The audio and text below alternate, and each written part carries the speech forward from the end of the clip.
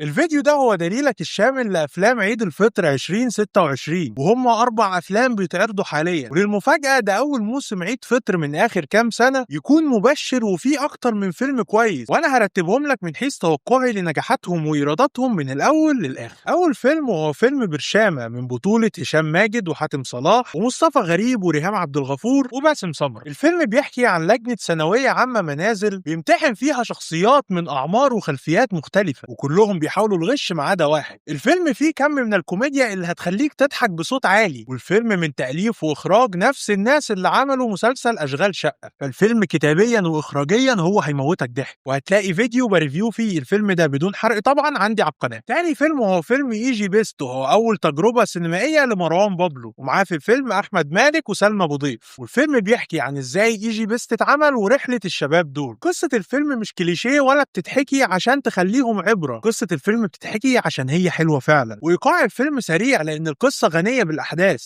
وكأول تجربة تمثيلية لمروان بابلو وتكون تجربة درامية فهو عملها كويس جدا، ودي حاجة تحسب له. وكمان أبي يوسف ليه تراك في الفيلم، وهتلاقي برضه فيديو على قناتي بريفيو فيه فيلم يجي بيست بدون حرق. ثالث فيلم وهو فيلم سفاح التجمع لأحمد الفيشاوي، واللي بيحكي قصة قضية سفاح التجمع اللي كانت منتشرة من فترة. بخصوص فيلم سفاح التجمع في ابديتس حصلت ما كانتش لسه موجودة وقت تصوير الفيديو، هو ان الفيلم ما بقاش متاح انك تشوفه في السينمات لان الرقابة اوقفت عرضه، لانهم اكتشفوا ان في مشاهد في الفيلم هم ما اجازوش انها تتحط في الفيلم، فالفيلم توقف عرضه مش هتلاقيه في اي سينما. والحقيقة انا مش هتكلم على قرار المنع ده لان هو قرار غريب، لان هم شافوه قبل ما الفيلم يتعرض وبعد كده منعوه. مش موضوعنا، المهم انت مش هتلاقيه في السينما وخلاص.